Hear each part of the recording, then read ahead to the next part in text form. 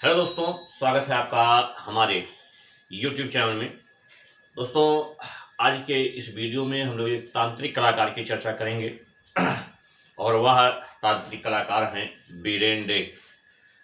Biren day के संबंध में अगर हम लोग परीक्षा की दृष्टि से महत्वपूर्ण चीज़ें देखें तो सबसे ज़्यादा प्रश्न तो यहीं से पूछा गया है, भारत के पहले तांत्रिक कलाकार कौन हैं।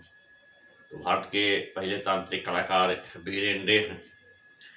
और दूसरा महत्वपूर्ण चीज़ इनके बारे में यह है कि ये भारत के प्रख्यात चित्रकार, छापा कलाकार मुकुल चंद्र डे के भाई हैं और भारत की एक महत्वपूर्ण महिला चित्रकार हैं रानी चंद्रा। ये बीरेन डे की बहन हैं। तो दोस्तों, आइए आज के इस वीडियो में भारत के तांत्रिक कलाकार बीरेन डे को देखेंगे। बीरेन डे के एक भाई हैं मनीषी डे, वो बंगाल शैली के चित्रकार हैं। तो आइए यहाँ इनके संबंध में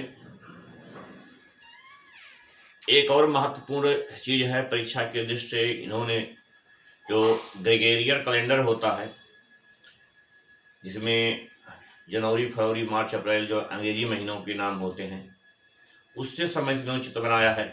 और इनके जनवरी महीने का चित्र फरवरी, अगस्त, अक्टूबर ये national gallery of modern art में संग्रहित है, तो ये भी महत्वपूर्ण है। तो आइए हम लोग आज की इस वीडियो में इनके संबंध में थोड़ी सी विस्तार से जानकारी लेते हैं, बहुत विस्तार से जानकारी नहीं लेते हैं। और बीरेन डे, इनका जन्म 1926 ईस्वी में बांग्लादेश में होता है। बांग्लादेश में एक स्थान है फरीदपुर। और दोस्तों, बीरेन डे इनकी मृत्यु 2011 ईस्वी में नई दिल्ली में हो जाती है। और बीरेन डे का परिवार बड़ा कलात्मक रहा है।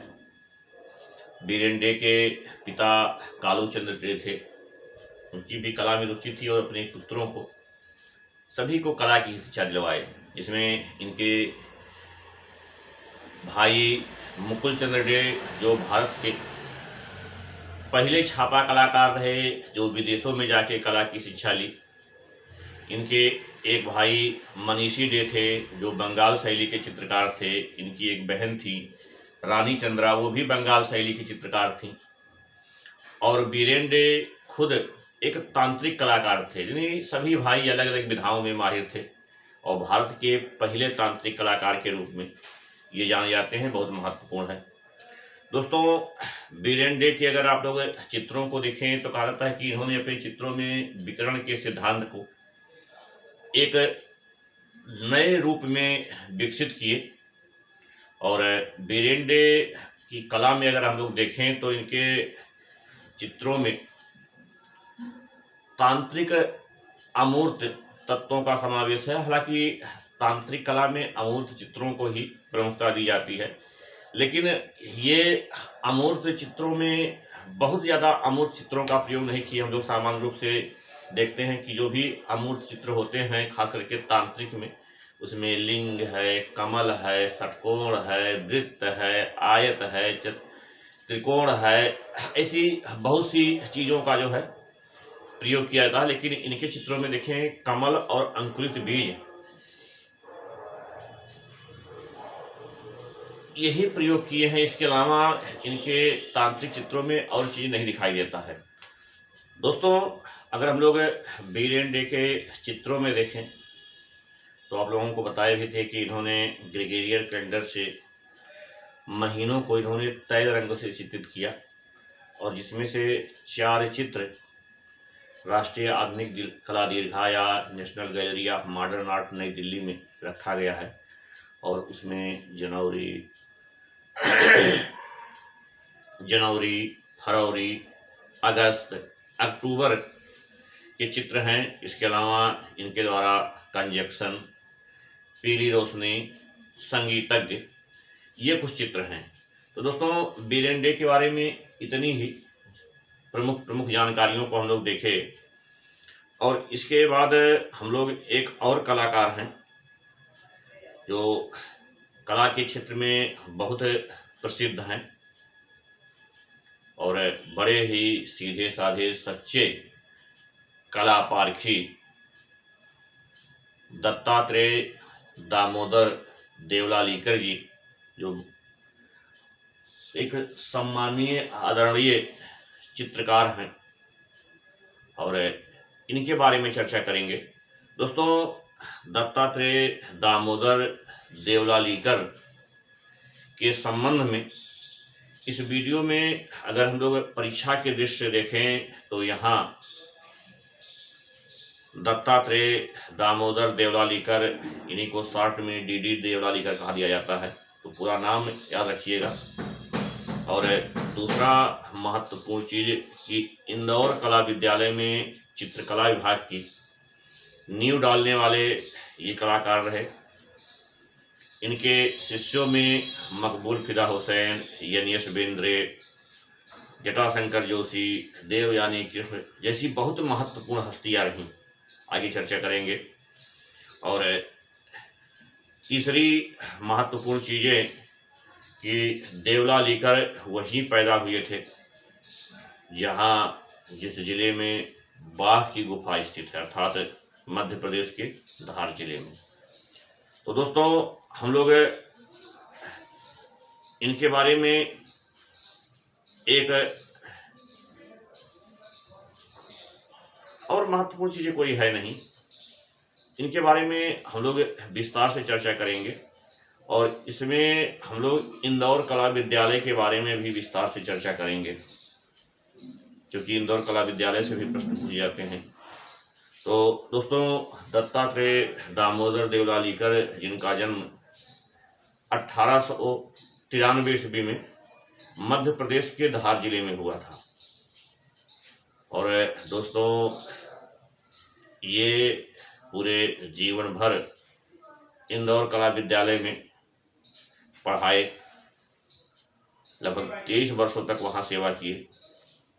लेकिन जब ये सेवानिवृत्त होते हैं तो ये दिल्ली चले जाते हैं और वहीं गुमनामी में ही 1978 ईस्वी में दिल्ली में इनका निधन हो जाता है। और निधन के बाद लोग जाने कि हाँ, यही हुसैन बेंद्रे जैसे महान कलाकारों के गुरु रहे।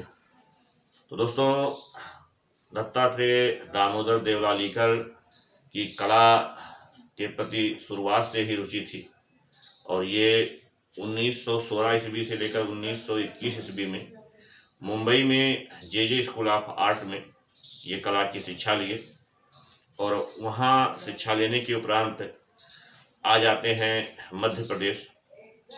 और यहीं मध्य प्रदेश में ये इंदौर कला विद्यालय में शिक्षण कार्य करने लगते हैं।